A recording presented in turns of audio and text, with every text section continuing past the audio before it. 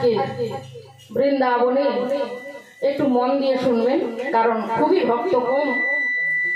যেই কয়েকজন আছে একটু মন দিয়ে শুনবেন, নাহলে বলবেন কীর্তনে এসেছিল একদম ভালো হয়নি, গানটাও না। মন দিয়ে কিন্তু সবই ভালো পাইব। কৃষ্ণের ভগবানের যে লীলা, ভগবানের যে কথা, প্রত্যেকটি বাণী মা খুব দামি, প্রত্যেকটি কথা খুব দামি। সেই কথাগুলো যদি আমরা হৃদয়ে নিতে পারি তাহলে ভালো, না হলে খারাপ। আজ বৃন্দাবনে ভগবান কৃষ্ণ 100 বছর লীলা করবার পর চলে গেলেন দ্বারকায়। তা আমরা সবাই জানি ভগবান কৃষ্ণ দ্বারকায় গিয়েছিল, আমরা সবাই জানি। তো কেন গিয়েছিল না, কারণ মা কংসকে বধ করবার জন্য। অক্রূর তাকে সঙ্গে করে নিয়ে চলে গেল যে মামা কংসকে বধ করবার জন্য। আর সেই দ্বারকায় মামা কংসকে বধ করে কৃষ্ণ দ্বারকায় রাজা হয়ে রুক্মিণী সত্যভামাকে বিবাহ করে বসে থাকে। এটাও আপনারা জানেন, তাই তো?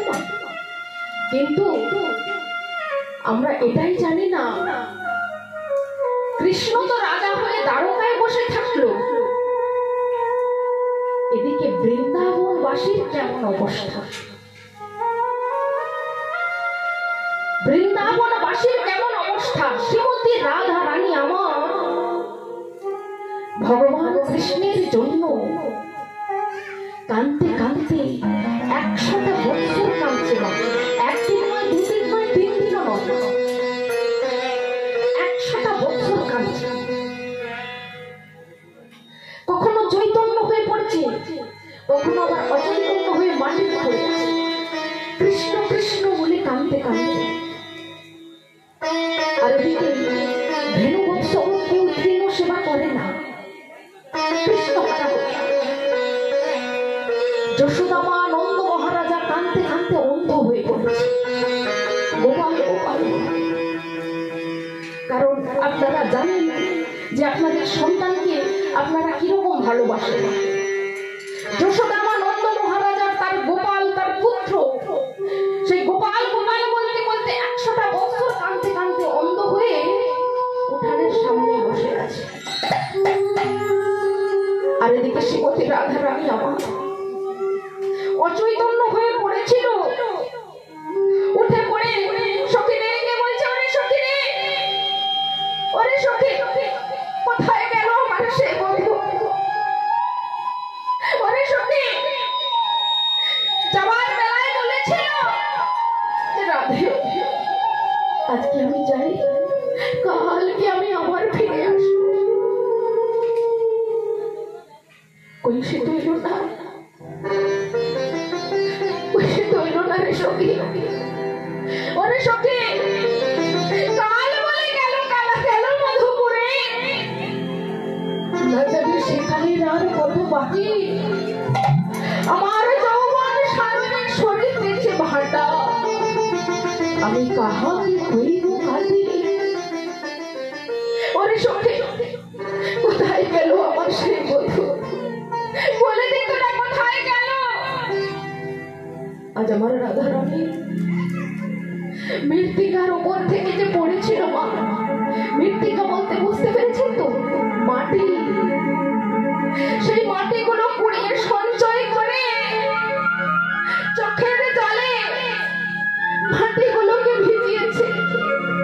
কারণ রাধা রানী ভগবানকে এত ভালোবাসতেন যে তার প্রাণ গোবিন্দের জন্য রাধা রানী বিনি সুতোর মালা গাঁথতেন, যে মালাতে কোনো সুতো থাকতো না মা। কারণ সুতো দিয়ে মালা গাঁথলে যদি আমার গোবিন্দের গলায় আঘাত লেগে যায়, তাই সেই রাধা রানী মাগো মৃত্তিকার উপর থেকে মাটি গড়িয়ে চোখের জল দিয়ে সেই মাটিকে ভেজিয়ে ভগবান কৃষ্ণকে তো মা 100টা বছর দেখতে পায়নি, কৃষ্ণের মূর্তি অঙ্কন করেছে। কেমন ভাবে অঙ্কন করছেন, আর এটা হলো আমাদের প্রকৃত পদাবলী। যে মহাজন এই পদটা দূর থেকে দাঁড়িয়ে লিখছেন রাধারানীর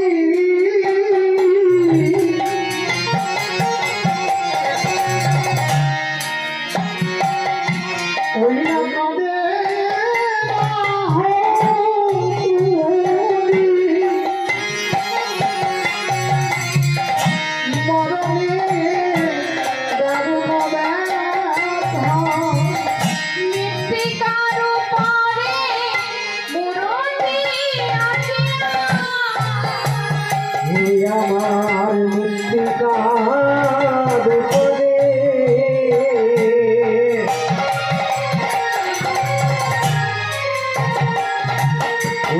মূরতি আঁকিয়া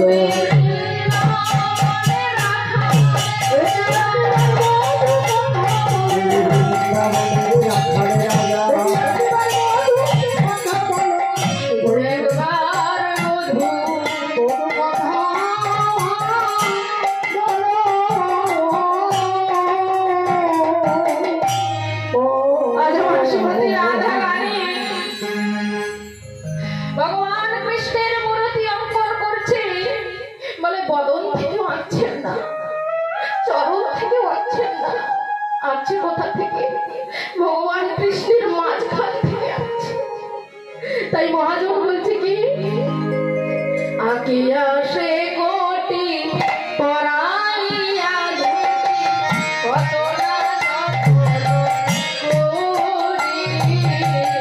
আকিয়া সে কোটি পরাইয়া কত না করি আকিয়া সে কোটি পরাইয়া কত না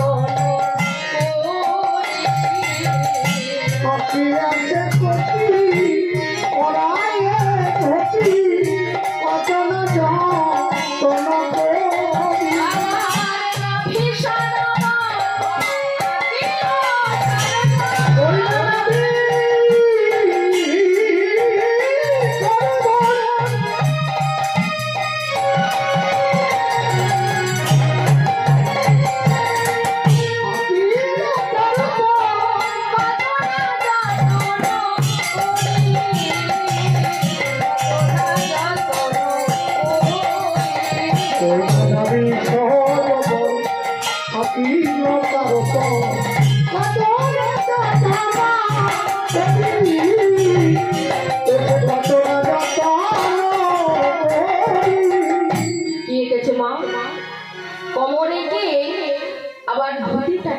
এঁকেছি, তারপরে নাভি এঁকেছে ভগবান কৃষ্ণের।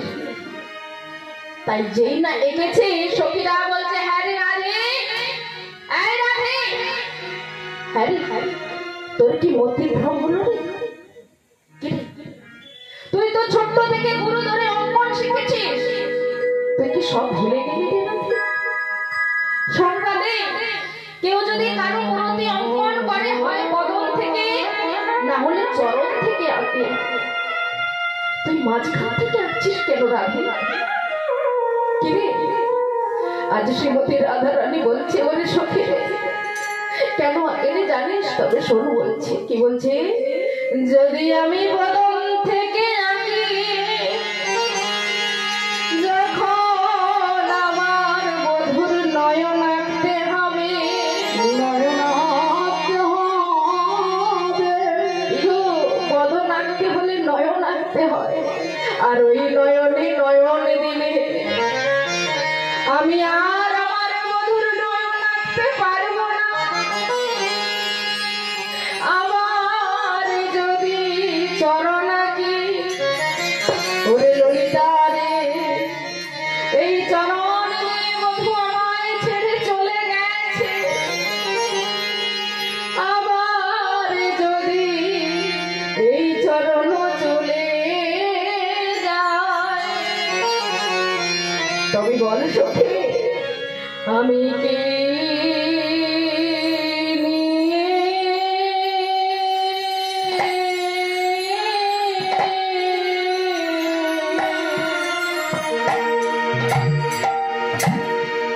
এই ব্রাজে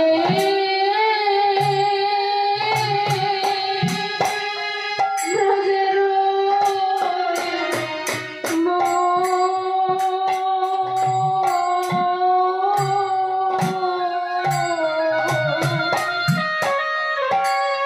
আমি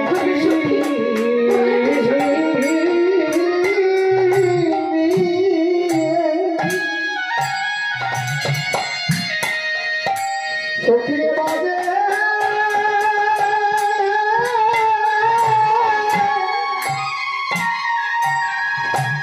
বাজে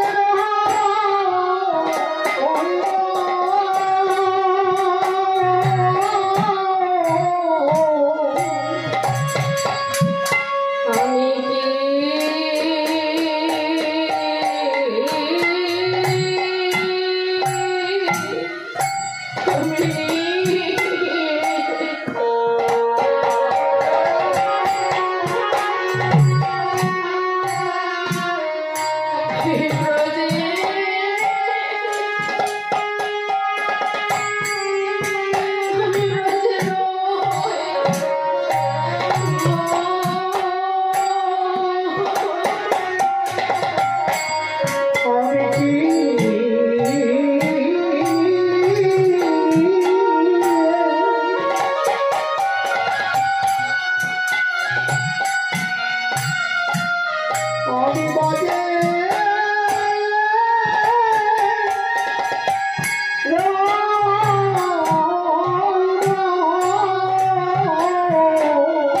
চরণে নিলে নদী,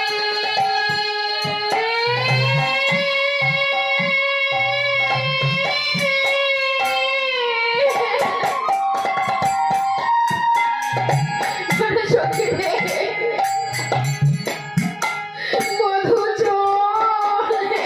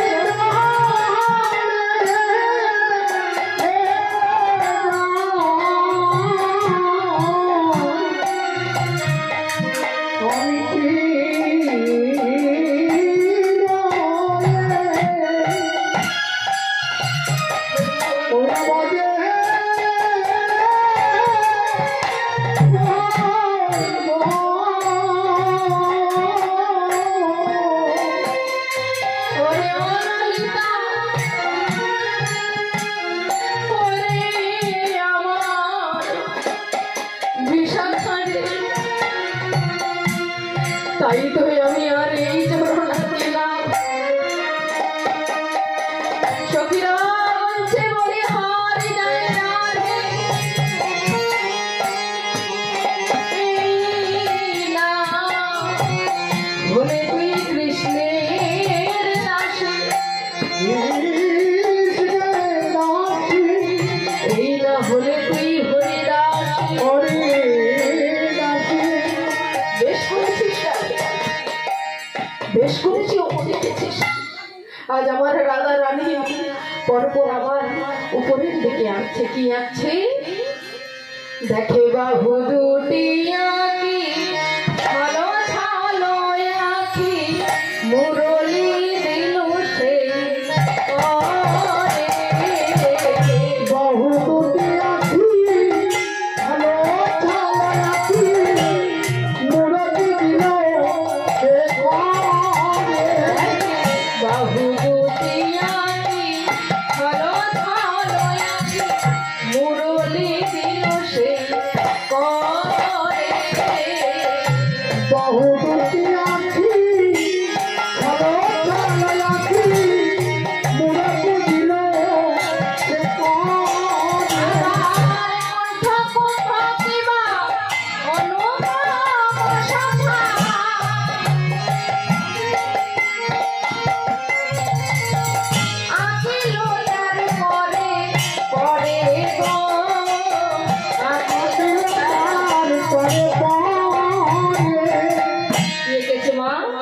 বাহু এঁকেছে, বাহু এঁকে হাতে বাঁশি দিয়েছে, বাঁশি দিয়ে কি বলছে? কণ্ঠ এঁকেছে। কেমন ভাবে কণ্ঠটা এঁকেছে জানেন না? শঙ্খ দেখেছেন তো? শঙ্খের ওপরে যে তিনটে ভাঁজ থাকে না মা, সেইভাবে ভগবান কৃষ্ণের কণ্ঠ এঁকেছে, তিনটে ভাঁজও দিয়েছে। সর্বশেষে আবার কি আছে? মূরতি অঙ্কন করেছে। সর্বশেষে মূরতি অঙ্কন করেছে। ভগবান কৃষ্ণের বদনটা এঁকে আবার তার নিজের বদনটা তার উপরে রেখেছে। রাধারানী তার বদনের উপরে বদন রেখে কি বলছে জানেন না? দেখে মুখে মুখ দিয়া কাঁদিয়া কাঁদিয়া কহে তার সনে কথা।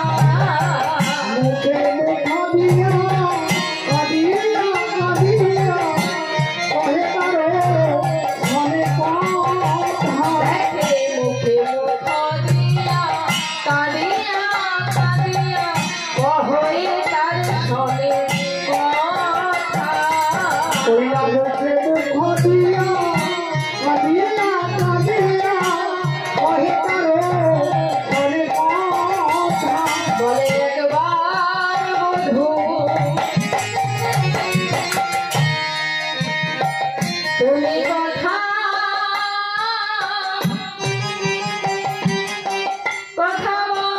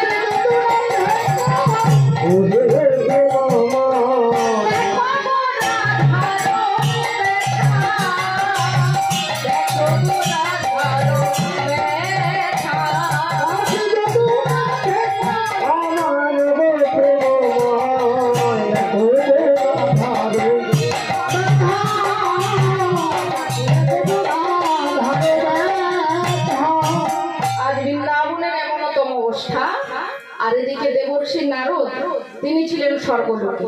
বাবা সব সময় কি স্বর্গলোকে এক জায়গায় থাকতে ভালো লাগে? দেবর্ষি নারদ সে সমস্ত জায়গায় যায়, কেন?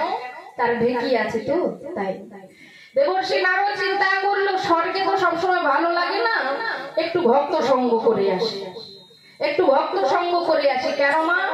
ভক্ত সঙ্গ বা সাধু সঙ্গের কেন করতে হবে? কারণ চৈতন্য চরিতামৃত বলছেন, কোন ভাগ্যে কোন জীবের শ্রদ্ধা যদি হয় তবেই তো সেই জীব সাধু সঙ্গ করো। আর সাধু সঙ্গ করলে হয় শ্রবণ কীর্তন, আর কীর্তন করলে হয় জীবের অনর্থ নির্বর্তন, অনর্থ নির্বর্তন। এবং সাধু সঙ্গ করলে বাবা আমাদের এই মনের মধ্যে যে 6 জন পশু বাস করে আছে, আমার এই মনের ভেতরে কাম, ক্রোধ, লোভ, মদ, মোহ, মশ্চর্য, এই যে 6টা পশু আমার এই ভেতরে বাস করে আছে, এই পশুগুলো তাড়াবার জন্য সাধু সঙ্গ দরকার। তাই পদ্ম পুরাণ বলছেন, সাধু সঙ্গ সর্বশাস্ত্রে কয়, আর লওয়া মাত্র সাধু সঙ্গ জীবের সর্বসিদ্ধি হয়। এটাই যে ব্যক্তি সাধু সঙ্গ করেন তিনি মুহূর্তের মধ্যে ভগবানের কৃপা লাভ করতে পারেন। এবার বাবা কেউ হয়তো বলবে যে আমরা তো প্রত্যেকদিন সাধু সঙ্গ করি, তো আমরা কোনোদিন তো ভগবানকে পেলাম না। কি গো বলে, তুমি শুধু মিথ্যে কথা বলে চলে যাচ্ছ। কলিযুগে মাগো ভগবান থাকে ভক্তির মাধ্যমে, কলিযুগে ভক্তের মাধ্যমে ভগবান থাকে। ভক্তকে যদি আপনি সেবা করতে পারেন বা ভক্তকে যদি আপনি মানে সেবা করতে পারেন বা ভক্তকে যেমন ভাবে ডাকতে পারেন, তেমন ভাবে যদি মানে ভগবানকে যেভাবে ডাকে বা গুরুদেবকে যদি সেবা করতে পারেন, তবে কিন্তু ভগবানকে পাওয়া যাবে। তা গুরু দীক্ষা এখানে সবার হয়েছে তো? কি গো, গুরু দীক্ষা হয়েছে তো? তুলসীর মালা পড়েছেন তো? হ্যাঁ, এখন তো চিন্তা নেই বাবা, না হলে প্যাচের সিস্টেম হয়েছে। হ্যাঁ, যখন সাধু সঙ্গে আসবো প্যাঁচটা দিয়ে চলে আসবো, আবার যখন ঘরে যাবো প্যাঁচটা খুলে তুলসীর মালাটা কোথায় রাখতে হবে মা? আলমারির ভেতরে রেখে দেবো। কেন? একটা বিয়ে বাড়িতে যাবো, তুলসীর মালাটা কেমন বেমানান লাগে না গলায়? এত 2 লাখ টাকার স্বামীর দেওয়ার নেকলেস পরবো, তার উপরে 15-20 টাকার তুলসীর মালা, কি গো মা, ভালো লাগবে? দরকার নেই। আবার গুরুদেব এই তো দীক্ষা দিয়ে চলে গেল, আবার আসবে 1 বছর পর, তখন আবার দরকার হয় করে নেবো স্নান করে।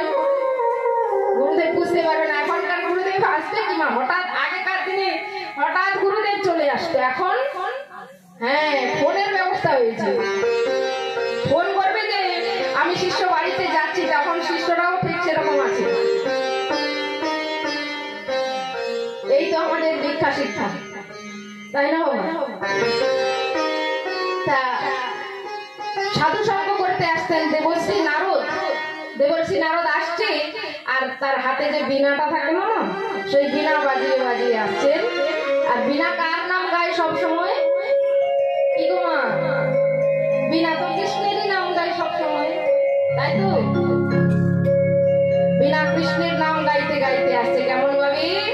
শ্রী কৃষ্ণ গোবিন্দ হরে মুরারি। বসে বসে সবাই হাতে তালি দেব। হে নাথ নারায়ণ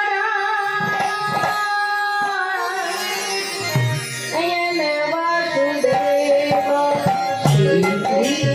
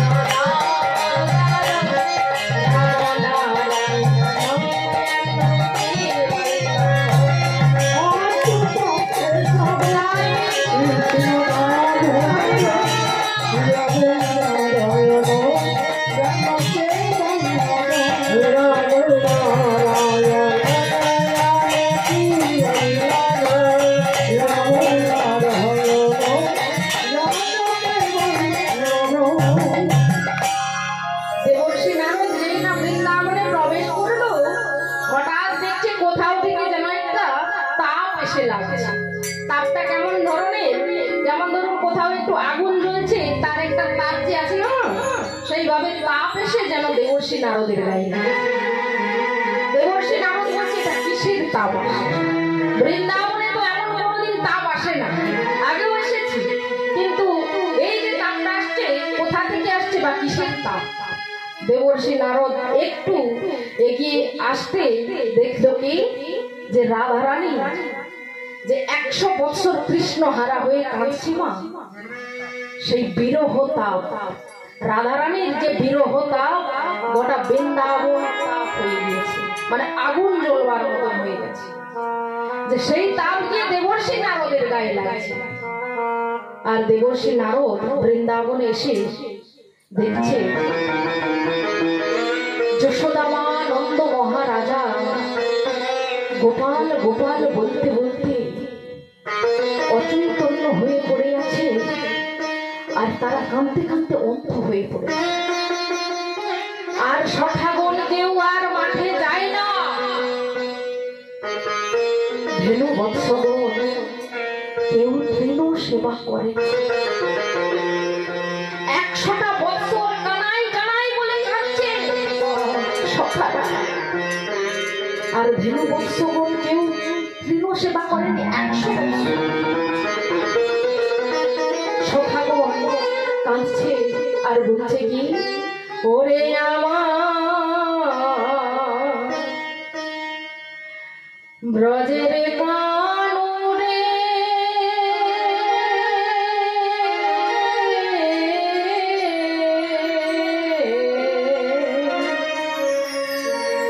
কোন দুঃখে তুই রাজা হলি,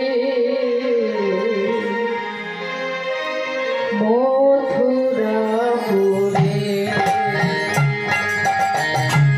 কোন দুঃখে তুই রাজা হলি, মথুরাপুরে।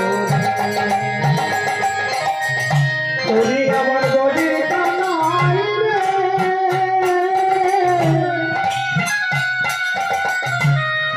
কোন দুঃখে তুই রাজা হলি, মথুরাপুরে। ওরে ওরে দুঃখে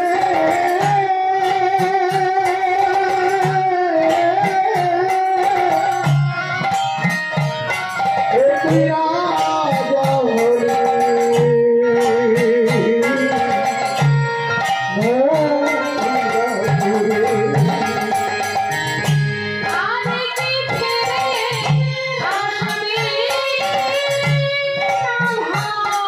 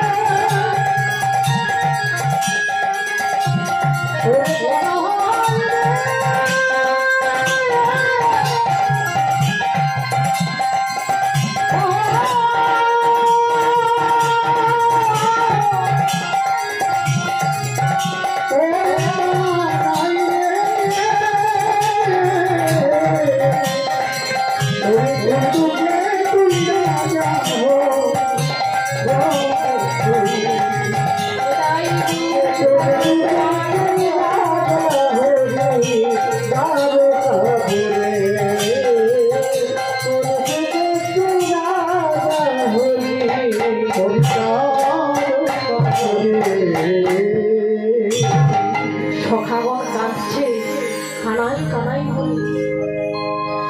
এদিকে রাধারানীর কাছে দেবর্ষী নারদ গিয়ে দেখছে রাধারানী কাঁদতে কাঁদতে সেই মৃত্তিকার উপরে অচৈতন্য হয়ে মাটিতে পড়ে আছে। আর বৃন্দাবনের এমনতম অবস্থা দেখে দেবর্ষী নারদ ভগবান কৃষ্ণকে বলছে, হে কৃষ্ণ,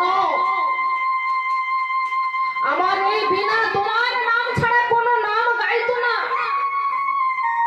আর তুমি এমন স্বার্থপর, তুমি বৃন্দাবনবাসীকে বাবা মাকে কাঁদিয়ে তুমি দ্বারকায় রাজা হয়ে রুক্মিণী সত্যভামাকে বিবাহ করে বসে আছো। আমি সহ্য করবো না কৃষ্ণ, আমি সহ্য করবো না। আজ রাধারানীর এমনতম অবস্থা, তোমার জন্য সখাগণ কেউ 100টা বছর দিনও সেবা করে না। আমিও দেখবো কৃষ্ণ তুমি কেমন ভাবে দ্বারকায় রাজা হয়ে বসে থাকো, আমিও আজ দেখব। আর দেবর্ষী নারদের হাতে যে বীণা থাকে, সেই বীণাকে বলছে, হ্যাঁ রে বীণা, আজ থেকে ওই কৃষ্ণের নাম গাওয়া বন্ধ করে দিবে। আজ থেকে তোর বিনায় কৃষ্ণের নাম গাইবি না, আজ থেকে তুই রাধার নাম গাইবি। আজ থেকে তুই রাধার নাম গাইবি, তাই বলবি না। বিনা কি কি বলছে, বলো বলো যন্ত্র হে রাধা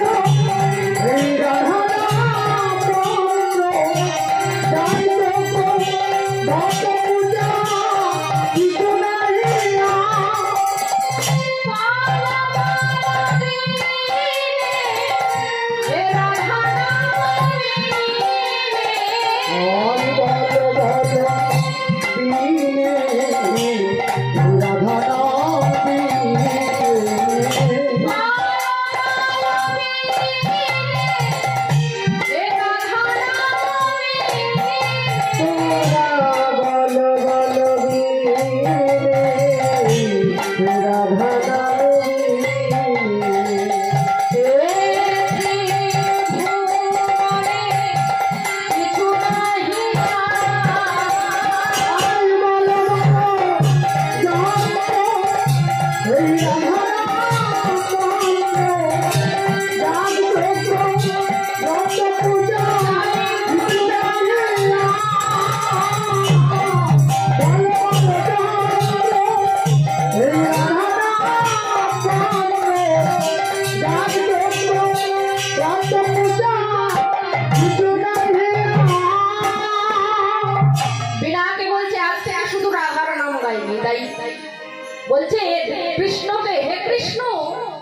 আমিও দেখবো তুমি কেমন ভাবে দ্বারকায় রাজা হয়ে বসে থাকো।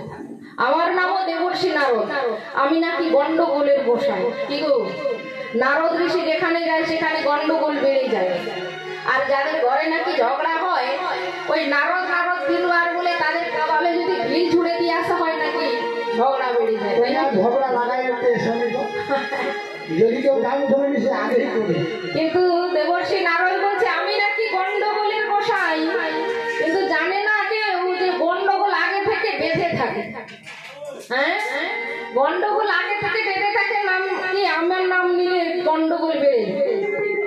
তাই বৃন্দাবনে এসে দেখলো যে গন্ডগোল লেগে আছে, কেন এতজন কাঁদছে। তা বলছে দেবর্ষি নারদ আমিও দেখবো কৃষ্ণ তুমি কেমন ভাবে দ্বারকায় রাজা হয়ে বসে থাকো। তাই বিনাকে বলছে বিনা চল আমরা সবাই যাই দ্বারকায় কৃষ্ণের কাছে। দ্বারকায় কৃষ্ণের কাছে দেবর্ষি নারদ যাচ্ছে। তাই আমরা কি বলবো, রাধা রানীর নাম গাইব, তাই তো। দেখি রাধা রানীর নাম গাইতে গাইতে যাচ্ছে, হাতে তালি দেবো তো সবাই, দিতে পারবো তো? হ্যাঁ, বসে বসে। আর তালটা যেন তাকে ঠিক, হ্যাঁ ওই তাল নয়, ওই গাছের তাল নয়, হাতের তাল। হ্যাঁ, রাধে রাধে রাধে রাধে। আচ্ছা, এতক্ষণ তো শুনলেন, আমি কি একটু চাইবো যে আপনারা একটু রাধা নাম বলতে পারবেন? কি গো, আমি তো বলবো, তারপরে আপনারা বলবেন আমার মতো করে, বলবেন তো? ঘরেরই মেয়ে আমি, বাইরের কেউ না। আগেও বলেছি, আপনারা এখন এসেছেন তাই আবার বললাম। তা মেয়ের সঙ্গে গাওয়া যাবে? আমার লক্ষ্মী মায়েরা এই দিকে সবাই গাইবে তো? বাহ, তা বলবো সবাই, তাই? আচ্ছা, আজকে এখন আমার মায়েদের সঙ্গে একটু রাধা নাম গেয়ে নেব। সব সময় তো আমাদের এই টিমের সঙ্গে গাই নয়, এবার মায়েদের সঙ্গে রাধে রাধে রাধে রাধে রাধে রাধে রাধে রাধে বল। রাধে রাধে রাধে রাধে রাধে রাধে বল। রাধে রাধে রাধে রাধে রাধে বল। শুনেছি আপনাদের দিকে খুব কীর্তন হয় আসার সময়, তাহলে তো আপনারা খুব সুন্দর গাইতে পারবেন।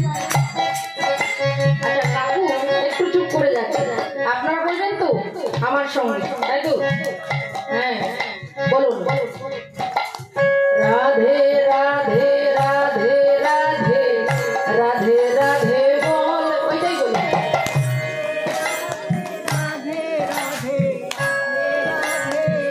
বাহ, রাধে রাধে রাধে রাধে রাধে রাধে বল। রাধে রাধে রাধে রাধে রাধে রাধে বল।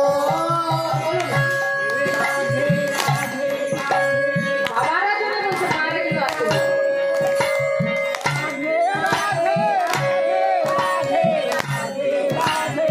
84 লক্ষ জনে ভ্রমণ করে এই দেহ পেয়েছি, আর এই বদনটা পেয়েছি, বেলায় পাইনি যে আমি আগের জন্মেও মানুষ ছিলাম। কি আমি ছিলাম?